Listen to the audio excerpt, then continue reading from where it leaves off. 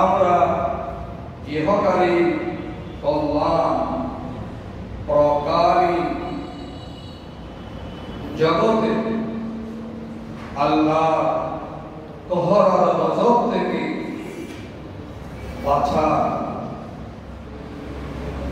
শিক্ষা তালিম লাভ করেছি।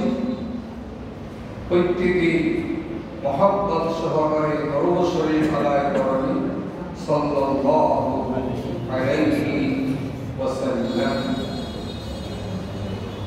প্রিয় হাজরিন, দেখতে দেখতে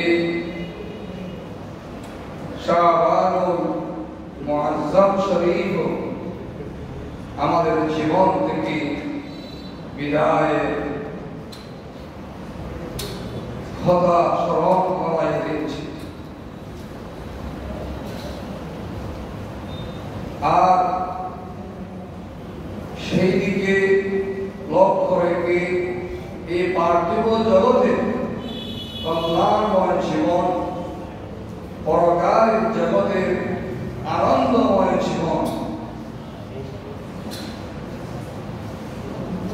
গ্রহণের বিষয়কে সামনে রেখে আজকের আলোচনা হবার মূল বিষয়বস্তু হচ্ছে শারীরিক সুস্থতা ও মাদক পরিহার করা।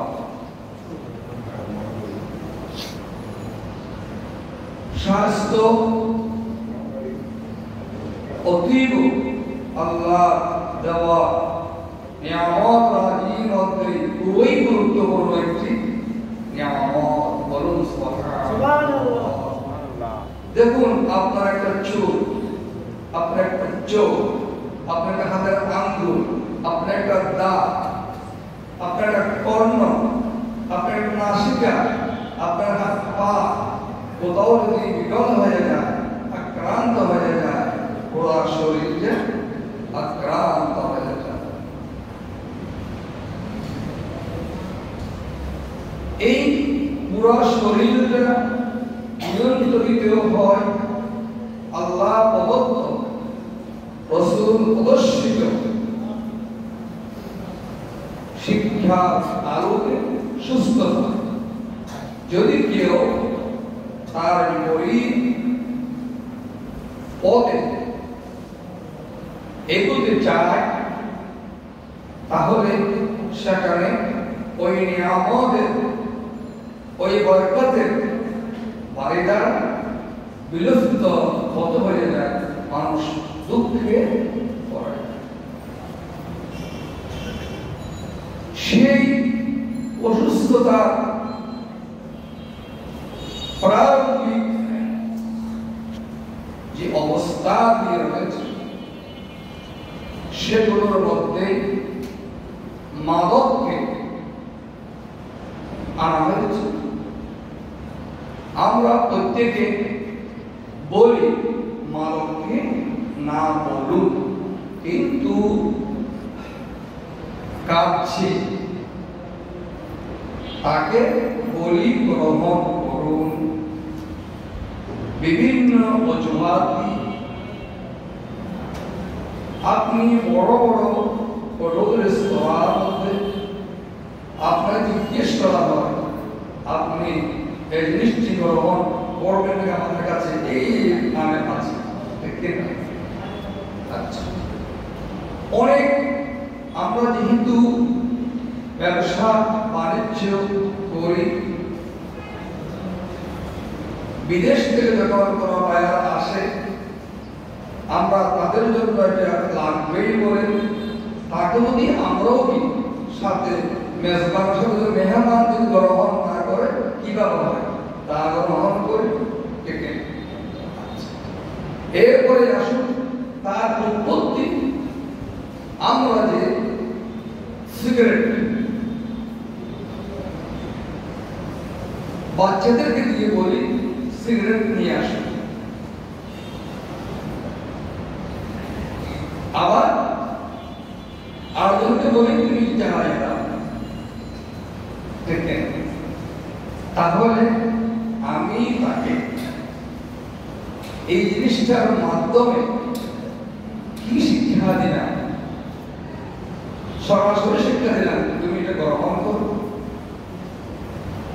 কারণ যে দবাইতে জ্বালাই দিলেন তাকেই বললাম এভাবে খেতে হবে, ও জানে না, ওকে বললাম দোকান থেকে নিয়ে আসো, অথবা মুক্ত বলো আমার বালিশের পাশে ডয়ার এটা আছে দিতে বলো।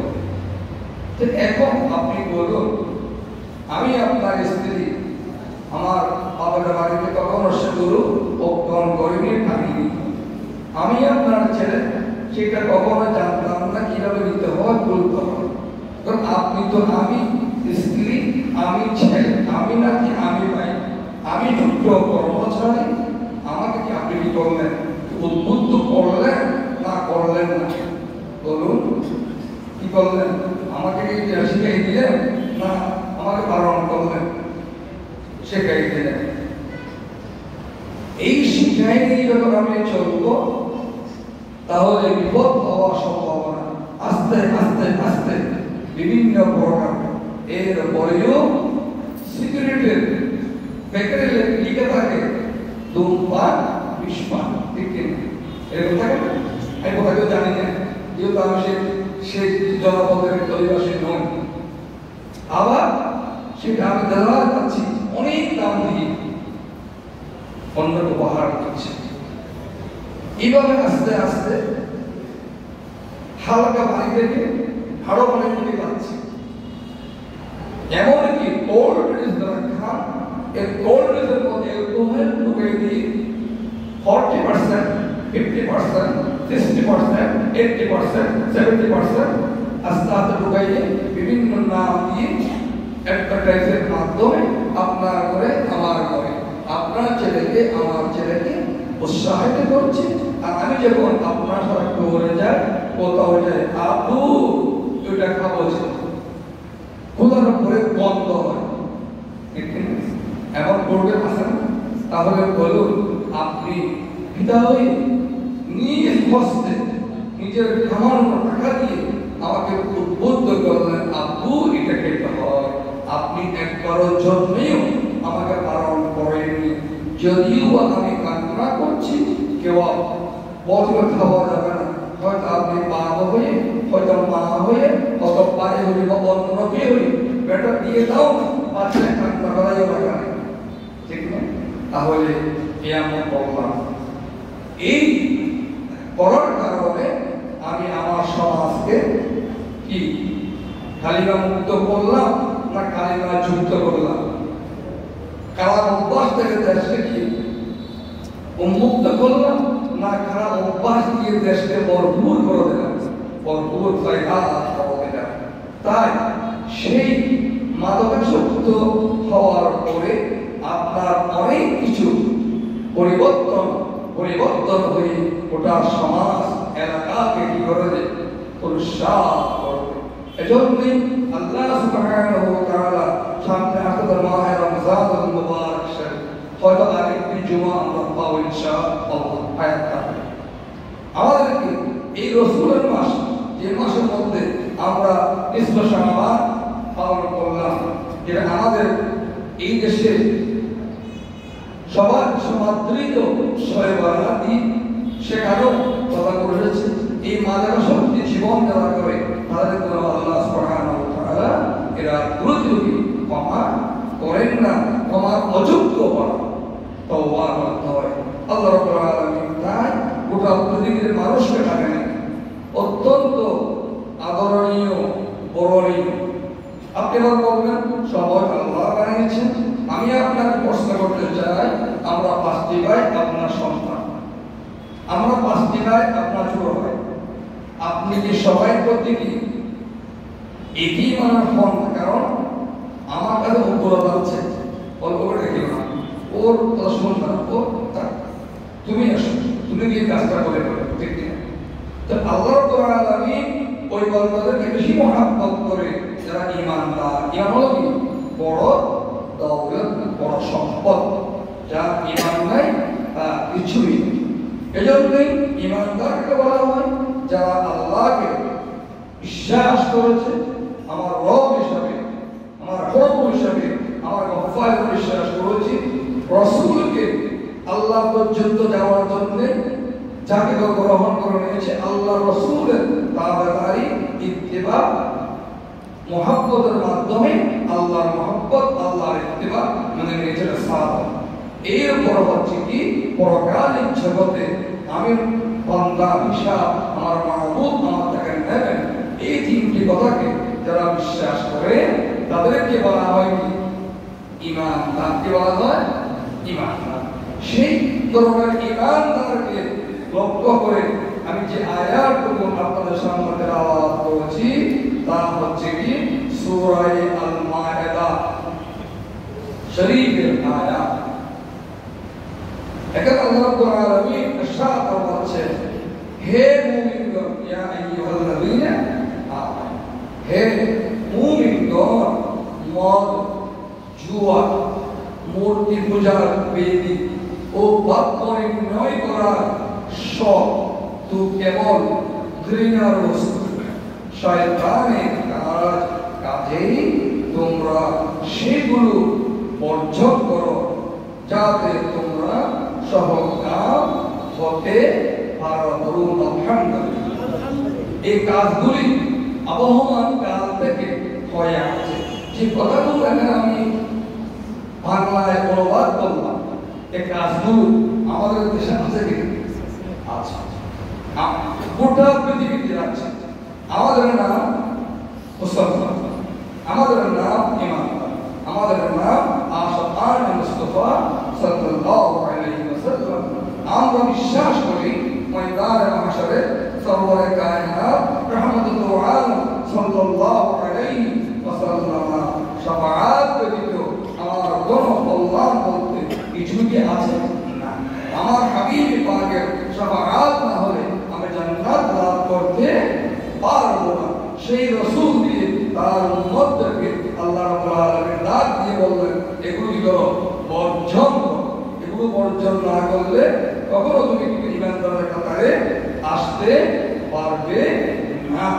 এই আয়াত যখন মদিনাতুল শরীফের মধ্যে অবতীর্ণ হয়েছিল তখন মদের ছায়া এমন হয়েছিল, কারো হাঁটু পর্যন্ত, কারো কোমর পর্যন্ত, কারো উরু পর্যন্ত। সেই মদ আর মুসলমানের করে শোভাবর্ধন হচ্ছে। তাই আসুন রাসূল করিম রউফুর রহিম সাল্লাল্লাহু আলাইহি ওয়াসাল্লাম ইরশাদ করেছেন যে ব্যক্তি দুনিয়াতে মদ পান করবে ও তওবা না করে ইন্তেকাল হয়ে যাবে, আখিরাত তারা থেকে বঞ্চিত হবে।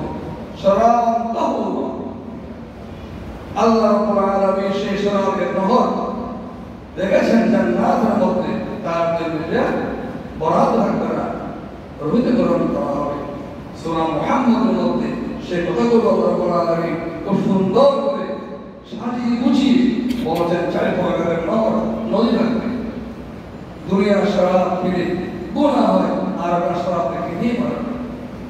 এরপরে আসুন নবী মুহাম্মদুর রাসূলুল্লাহ সাল্লাল্লাহু আলাইহি ওয়াসাল্লাম ইরশাদ করেছেন যে 10 প্রকার ব্যক্তির উপরে আল্লাহর লানত, আল্লাহর অভিশাপ।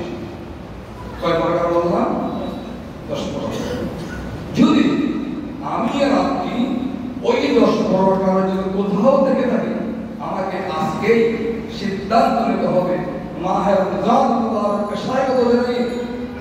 যে মাস আসতেছে আমার জন্য, কিন্তু আমি যদি সেই মাস গ্রহণ না করে আমার চেয়ে দুর্ভাগা আর তোমার, কারণ রাসূলুল্লাহ বলেছেন যে রমজান পেল তার গুনাহগুলো মাফ করতে পারলো না, তার চেয়ে দুর্ভাগা আর তোমার, কারণ রজব ছিল আল্লাহর মাস শাহরুল্লাহ, শাবান ছিল আমি হাবিব খুদা সাল্লাল্লাহু আলাইহি ওয়াসাল্লাম, আর রমজানকে আমি আমার উম্মতকে দিয়ে দিয়েছি। প্রতিটি মুহূর্তে কোটি কোটি মানুষকে আল্লাহ পাক গুনাহ থেকে পরিত্রাণ দিয়েছে, তাদেরকে যারা তওবা করছে, বলুন সুবহানাল্লাহ। সেই 10 প্রকারের কত ভাগেও আমরা খারাপ। প্রথম নম্বর হচ্ছে যেগুলো নির্যাস করে কাজ ওই শরাবে অনেকদিন নির্যাস করে বলেন ফলের রস, তারি, আরো অনেক কিছু। আমি সবগুলো নাম এখানে বলতে চাই, যতদূর আমি জানি সময় আমাকে এই যে বেশি দিলেও শেষ হবে না। তাহলে আপনাদের কষ্ট হবে। অর্থাৎ নিঃশ্বাস যে ব্যক্তি করে এগুলো নিয়ে তার গুনাহকে আল্লাহ মাফ করে। আমাদের ভাষায় বলতে জুস বলবে নিঃশ্বাস না। 2 নম্বর প্রস্তুত করা, শুধু আপনি ফল রস দিলে হবে না, তার সাথে আরো যদি সময় জমা দিয়ে প্রস্তুত করতে হবে। কটা পেয়েছেন যে বলেন একদম দয়া করে আর কথা বলবেন। 3 নম্বর হচ্ছে পান কাজ। খাবার কি করতে হবে? পান করতে হবে, পান কাজ। 4র্থ নম্বর হচ্ছে যে পান করায় নিয়ে যায়, পান করার জন্য টেবিল দিয়ে আসে। অনেক রং বেরঙের কারখানা করে দেওয়া হয়। যারা ফ্লাইট হোটেলে দেখেছেন, ওইদিকে হোটেলে করোনা সফর করতে পেরেছেন, দেখতে শিখেছেন, দেখেছেন, এটা অন্য একটা জগৎ, কল্পনাও করতে পারবো না। পরে বললাম 4টা। 5 নম্বরে আমদানি কর। আর দুজনের বাইরে থেকে আমদানি করতে হবে। 6 নম্বরে যার জন্য আমদানি, কাস্টমার থাকলে না মাল আনবেন, গ্রাহক থাকলে করে দিয়েছেন 6টা। 7 নম্বরে বিক্রেতা, বিক্রেতা লোক লাগবে। আগে তো ওই বিক্রি করতো ওই লোকে এখন বিক্রি করার উপায় নাই, ঠিক না? এরপরে 8 নম্বরে ক্রেতা, 9 নম্বরে সরবরাহকারী এবং 10 নম্বরে এগুলির সব থেকে লভ্যাংশ গ্রহণকারী। আপনি নামাজ পড়তে পড়তে সাজদা ফেটে মাথার মগজ পর্যন্ত কালো হয়ে গিয়েছে, তসবিহ টানতে টানতে আপনার হাত আঙুলে ক্ষয় গিয়েছে, কিন্তু আপনার ব্যবসা হচ্ছে কি এই সমস্ত 9টা কাজের জন্য লোক রেখেছেন, তার মূল লভ্যাংশ আপনার কাছে আসে।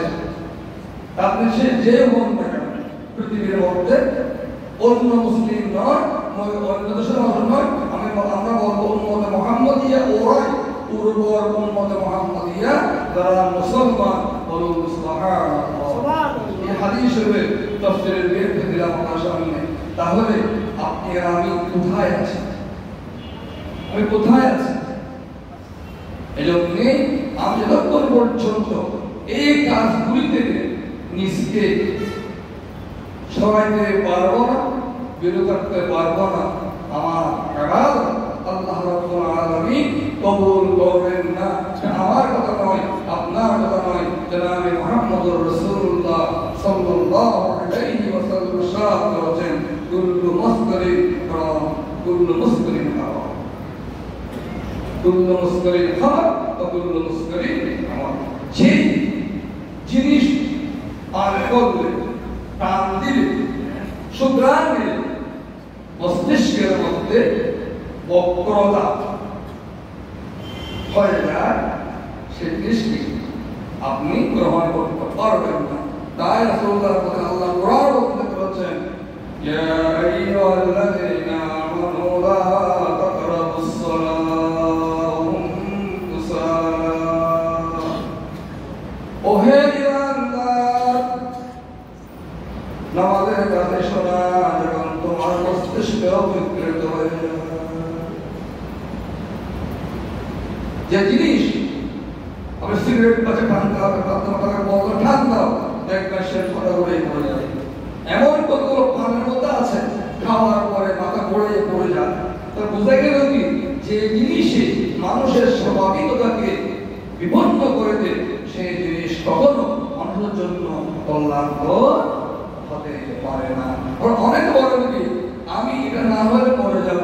আপনি মরবেন কি মরবেন না, আপনাকে বানাবার পূর্বে আপনার রব, আপনার খালিক, আপনার মালিক, আপনার রাজ্জাক, আপনার সত্তার, আপনার গফফার, আপনার রহমান, আপনার রহিম, মালিক আল্লাহ সুবহানাহু ওয়া তাআলা সব সৃষ্টি করেছেন।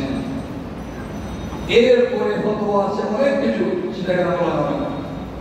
আপনি কে সমস্ত কাজ দিচ্ছেন? এরপরে রাসূল করিম রাউফুর রহিম সাল্লাল্লাহু আলাইহি ওয়াসাল্লাম আল্লাহ রাব্বুল আলামিন কুরআনুল কারীম অবতীর্ণ করেছেন। ইয়াসআলুনাকা আল খামরি ওয়াল মাইসির কুল ফীহিমা ইসমুন কাবীর ওয়া রাব্বুল আলামিন। আপনি তাদেরকে জানাইনি যে মানুষগুলো আপনাকে এই বিষয়ে প্রশ্ন করবে, তাকে বলুন লাভের চাইতে কি বেশি, ক্ষতি বেশি। আপনি দেখবেন সেগুলি খাওয়ার পরে মাথা এমন অবতীর্ণ হয়ে যায়, বাপকে বলে আমার জন্য এক প্যাকেট সিগারেট নিয়ে আসো।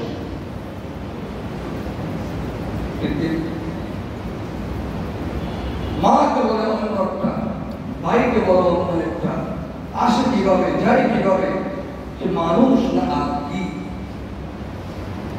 বুঝার কোন সুযোগ পাবে না। আল্লাহ রাব্বুল আলামিন আপনাকে এগুলোর জন্য পৃথিবীতে পাঠায়নি, এগুলো আপনার সৃষ্টি। আল্লাহর দেওয়া ডাব খান কত আরাম, আল্লাহর দেওয়া সৃষ্টি আখ খান কত আরাম, আল্লাহর দেওয়া আপেল খান, আল্লাহর দেওয়া অরেঞ্জ খান, আল্লাহর দেওয়া আঙ্গুর খান, আল্লাহর দেওয়া দুধ খান, আল্লাহর দেওয়া খেজুর খান, কিশমিশ খান, এসব আপনারা খাবেন। শুধু রমজানে খাবেন, সব সময় খান।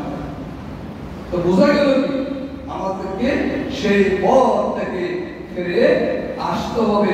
যতক্ষণ আমি সেই পথ থেকে ফিরে আসবো না, ততক্ষণ পর্যন্ত আমি আল্লাহ দিকে এগিয়ে যাবো না।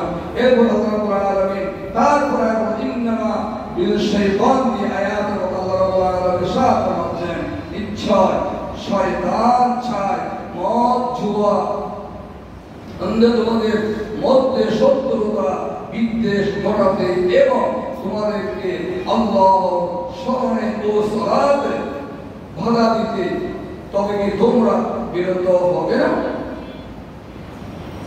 দেখুন, আযান দিয়েছে, জুমার আযান দিয়েছে, আপনাদের কেউ শুনেছেন? এলাকার মানুষ যারা আছেন তারা সবাই শুনেছেন না? তা শোনা যাবে কথা বলেন। যার কাম আল্লাহ না কোনো মদিন আছে তট্টরা একেবারে বাসায় না ভাঙিয়ে আনে, তাহলে শুনতে পায় না, হয়তো সে শুনে নেয়। কিন্তু সবাই শুনেছেন, এমন দেখবেন যে আপনি আপনাকে অন্য একটা জিনিস বাধা দিয়ে একটা দিকে তাকায় রাখেছে, এটা বিক্রি করো। এই যে আপনাকে খারাপ বলে কাজে কুমন্ত্রণা দেখে শয়তান লানাতুল্লাহি আলাইহি, সে আপনার রোগের শিরা উপশিরায় পদচারণা করতে আল্লাহ থেকে অনুমতি নিয়ে এসেছেন করবে। কিন্তু আপনাকেও রাসূল দিয়ে শিক্ষা দেওয়া হয়েছে, যখনই আযান দেয় হাইয়া আলাস সালাত হাইয়া আলাল ফালাহ বলা, উত্তর কি দিবেন? কি উত্তর দিতে আপনারা উত্তর কি দেন? যখন আমাদের আযান দেয় আমাদের ডাকে নামাজের জন্য, যখন আমাদের হুজুররা ডাকে হাইয়া আলাস সালাত হাইয়া আলাল ফালাহ, অর্থ হচ্ছে কি আসো নামাজের দিকে, আসো কল্যাণের দিকে। তার উত্তর আমরা কি বলি?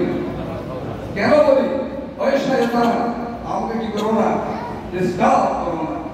কারণ ভালো জিনিস আপনি নিতে দেবেন না, নামাজকে আসতে দেবে না, যারা আসতেছে না এদেরকে অবশ্যই কবর করা আছে, ব্যবসা করো। ওই ব্যবসা আসতে এটা বিক্রি করতে পারো, কোটি টাকা লাভ পাওয়া, ঠিক তাহলে কেন? তাহলে কেন?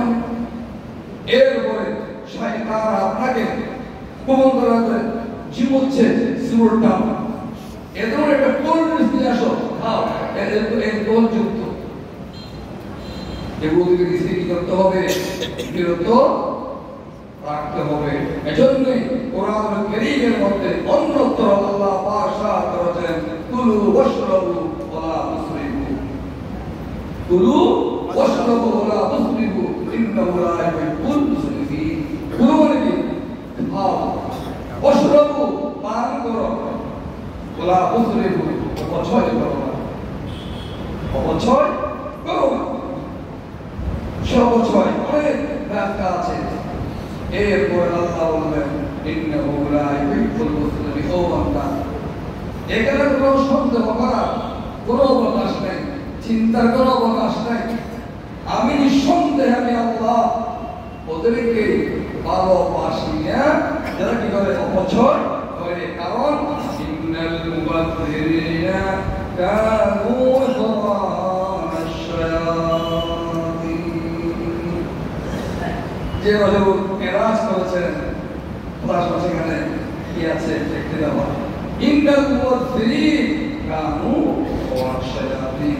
ভাই বড় নিয়ামত না? এরপরে ইমানদারের ভাই আরো নিয়ামত। আল মুসলিম আকুল মুসলিম, একজন মুসলমান আরেকজন মুসলমানের ভাই। সে দেশে দেশে হোক, একজন মুসলমানের কষ্ট পায়, আমরা কান্না করি, আমরা দোয়া করি। কিছু করতে না পারলে আল্লাহ তাদেরকে তুমি দূর দিয়ে সাহায্য করো, দোয়া করি না। কারণটা কি? ইসলাম গ্রহণ করেছে, মুসলমান হয়েছে, তার দুঃখ আমার দুঃখ, তার দুঃখে আমি দুঃখী, তার সুখে আমি সুখী, তার আনন্দে আমি আনন্দিত, তার বেদনায় আমি বেদনিত।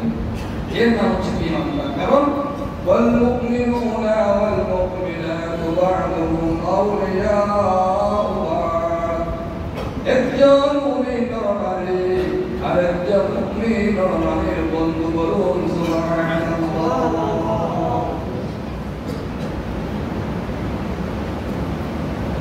রাসূল করিম রব্বুর রহিম সাল্লাল্লাহু আলাইহি ওয়াসাল্লাম ইরশাদ করেছেন, মানুষ হচ্ছে দুর্বিষহ হয়ে যায় নিজের কারণে। আল্লাহ তাকে সেটা দেয় নাই, সে নিজে গ্রহণ করেন। যেমন আপনি আযান শুনেছেন, আপনি মসজিদে আগমন করছেন, ফজরের নামাজ আপনি রেখেছেন, আসসালাতু খায়রুম মিনান নাওম। অর্থ কি? নামাজ বলে বলা হয়েছে, কি বলা হলো? আসসালাতু খায়রুম মিনান নাওম। হুজুর আমাকে বললেন, নাক দিয়ে কি বলেছেন? জি, সবাই তো বলে এটা কমন কথা, ঘুমার যেতে নামাজ উত্তম। তাহলে আপনারা যারা বসেছি আমরা সবাই ভাই, দাদা ভাই, ভাতিজা, বাপ ছেলে, ভাই ভাই, বন্ধু বন্ধু বন্ধু বন্ধু সবাই বললাম না, বন্ধু যদি বা যা হোক, এই বন্ধু আর এক বন্ধুকে দেখেছি। এক বাপ কি আমি ছেলেকে দেখেছি, আমি ছেলেকে বাপকে দেখেছি। ছেলে বাইরে আছে, মোবাইল তো আছে, আব্বা আলাদা দিয়েছে, কি উঠেছেন, সালাত আদায় করেছেন, জিজ্ঞেস করেছি। আর আমরা যারা বসেছি আমরা সবাই কি জামাতের সহকারে, যে জামাতের জন্য রাসূলুল্লাহ আজীবন কেটেছেন, পৃথিবী থেকে বড়টা করার পূর্বেও টাকায় আছেন, সিদ্দিক আকবরের নেতৃত্বে ইমামতে জামাত হচ্ছে। হ্যাঁ, যেই সালাত আদায় করলে 50 ওয়াক্ত সালাত, এই সালাত জামাত করলাম নাকি সূর্য উদয়ের আগে আদায় করলাম, নিজকে একবার প্রশ্ন করুন না, নিজকে একবার প্রশ্ন করুন না। কেন পায় সেটা শুধু মানুষকে লাগাই করে, মানুষের বক্তব্য আছে টাকা কি বেটেলেই হইতো, কি ব্যাপারটা ভাই আমাদের ভাই ভাই ভাই এটা হতে দুশ্মন বলতে পারিব, পারি বলেছে দুশ্মন করবে না, ইত্তেফা বিল্লাতি আহসান। অন্যায়কে প্রতিরোধ করো ন্যায় দিয়ে, অন্যায়কে কখনো অন্যায় দিয়ে প্রতিরোধ করা সম্ভব নয়।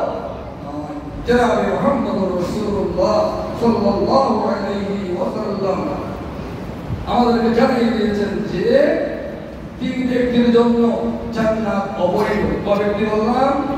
মনে রাখবেন, কয় ব্যক্তি বললাম? তিন ব্যক্তি। ওখানে ব্যাপার আমি কেমন আপনাকে ছাড়া খাওয়াইলাম, প্রয়োজন সাহাবা যাবেন যাবে কেন বলি, অনেক কিছু আছে।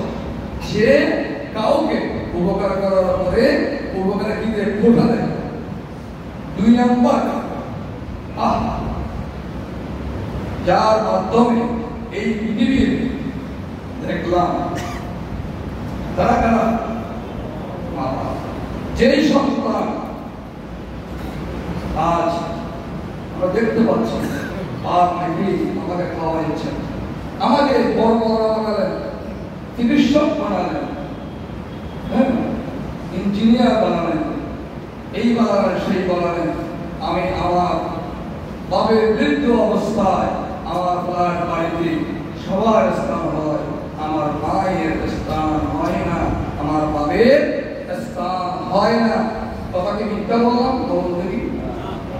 অধিকাংশই আমরা বড় বড় এই শিক্ষিত কথা করতেছি। আমি সেখানে আমারও কি অন্তর্ভুক্ত করলাম, যা আমিও ওই কাটতে পারলাম না। করুন, মা বাপের অবাধ্য সন্তানের জান্নাতের শুকরানা পাবে না। তৃতীয় নম্বর, যারা নাকি মদে অভ্যস্ত, শরাবে অভ্যস্ত, তাদেরকে আল্লাহ সুবহানাহু ওয়া তাআলা জান্নাত দান করবে না। সবাই বলুন নাউযুবিল্লাহ। এরপরে রাসূল করিম সাল্লাল্লাহু আলাইহি ওয়াসাল্লাম বলেছেন যে আমাদের শারীরিক মানসিক জন্যই, যে তোমাদের মধ্যে যেই ব্যক্তি দেহের সার্বাধিক সুস্থতা কামনা করো, পরিবারের নিরাপত্তা নিয়ে দিবসের শুরু করলো এবং তার কাছে যদি সেই দিনের খাদ্য সঞ্চিত থাকে, তবে সে পুরো দুনিয়ায় তার কাছে স্থান পেয়েছে। আপনার ঘরে চাল আছে, ডাল আছে, চিনি আছে, যা যা প্রয়োজন, যার যখন আছে সে প্রশান্তি লাভ করছে। আজ আসুন সংক্ষেপে কয়েকটি অভ্যাস আছে পরবর্তী জীবনযাপন, এই অভ্যাসগুলো যদি আমরা পরিহার করতে পারি, ইনশাআল্লাহ আমরা শারীরিকভাবে মানসিকভাবে সুস্থ জীবন পাবো, গোটা এলাকা কেমে যাবে, সুস্থতা লাভ করবে। বলুন সুবহানাল্লাহ। আসুন অনেক কথা থেকে আমি কয়েকটি কথা আপনার সামনে পেশ করতে চাই। প্রথম নম্বর হচ্ছে খাদ্য বা খাদ্য অভাবজনিত, যেমন খাদ্যের অভাব বা ক্ষতিকর খাদ্য গ্রহণ, অতি কুচন ইত্যাদি, ঠিক কিনা? যেগুলো যে হয় শরীর কি হবে? অনেক সময় দেখা গিয়েছে খাদ্যের অভাবের কারণে আপনি অসংখ্য চলে গিয়েছে, বেশি খাবার পড়াশোনা নষ্ট হয়ে গিয়েছে। এই জন্য আল্লাহ আমাকে এমন রিজিক দাও যাতে আমার এই রিজিকটা বরকতময় হয়। আল্লাহুম্মা রযুকনা রিজকান হালালান তাইয়িবান মুবারাকান ওয়াসিআ ওয়া ইন্নাকা খায়রুর রাযিকিন। এমন রিজিক দাও যে রিজিক প্রশস্ত, যে রিজিক বরকতপূর্ণ, আর রিজিক দেওয়ার পরে আমি আল্লাহ বিশ্বাস করব। দ্বিতীয় নম্বর, অলসতা বা পরিশ্রমহীনতা, খায় বসে থাকে, অলস, নষ্ট হয়ে যাবে। তৃতীয় নম্বর হচ্ছে আপনার আমার জন্য প্রতিগত অনিয়ন্ত্রিত ভাবে জীবনযাপন করা। যেমন হচ্ছে আল্লাহ আলামিন দিন দিয়েছেন কাজ করার জন্য, রাত দিয়েছেন ঘুমানোর জন্য, শেষ রাতে ইবাদতের জন্য। আমরা কিন্তু কি তা করি? এরপর চতুর্থ নম্বর অপরিচ্ছন্নতা। অপরিচ্ছন্নতা আর নেজারাতু মিনাল ঈমান। পরিষ্কার পরিচ্ছন্নতা হচ্ছে ঈমানের কি অঙ্গ, এটাও আমাদের গ্রহণ করতে হবে। এরপরে অশ্লীলতা, কথায়, কাজে, কর্মে, চোখে, মোবাইলে, অ্যাপসে, বাকিরা রোমান। যারা যুবক আছো আসতেছো না, তুমি কেনা জানা বাসি, আমি জানা জানি কিন্তু তোমরা জানো না, কারণ তোমার বয়স আমার বয়সের চেয়ে কম, ঠিক না? এরপর আপনি বলুন পুরোটা আমার চেয়ে বেশ জানে, কারণ সে আমার অনেক আগে পৃথিবীকে আগমন করেছে। যার বয়স হয়েছে ৭০-৮০, সে আমার আগে এসেছে, সে আমার চেয়ে বেশি জানে। তাকে এড়িয়ে যাওয়ার কোনো সুযোগ নেই। তুমি আমাকে এড়িয়ে যাওয়ার কোনো সুযোগ নেই। তোমার ছোট ভাই বোন তোমাকে এড়িয়ে যাওয়ার কোনো সুযোগ নেই। বলুন সুবহানাল্লাহ। এটাকে দিয়েছেন আল্লাহ দিয়েছেন। এরপরে আসুন ষষ্ঠ নম্বরে মানসিক অস্থিরতা, উৎকণ্ঠা। এগুলি করলে আপনি কি উৎকণ্ঠা পড়ে যাবেন, মানসিক স্থিরতা থাকবে না। সপ্তম নম্বরে অসতর্কতা।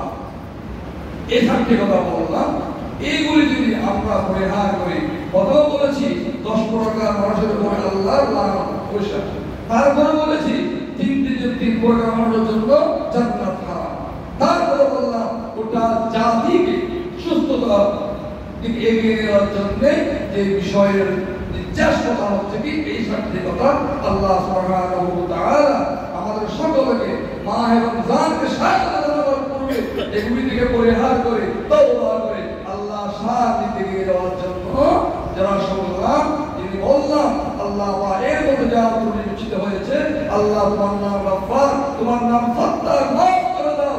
আর যেগুলি আমরা স্মরণ করে বলেছি শুনেছি, আল্লাহ পাক আমাদের সকলকে আমল করার জন্য কবুল আর মঞ্জুর করে নাও। আমরা প্রত্যেকে বলি আমিন ওয়া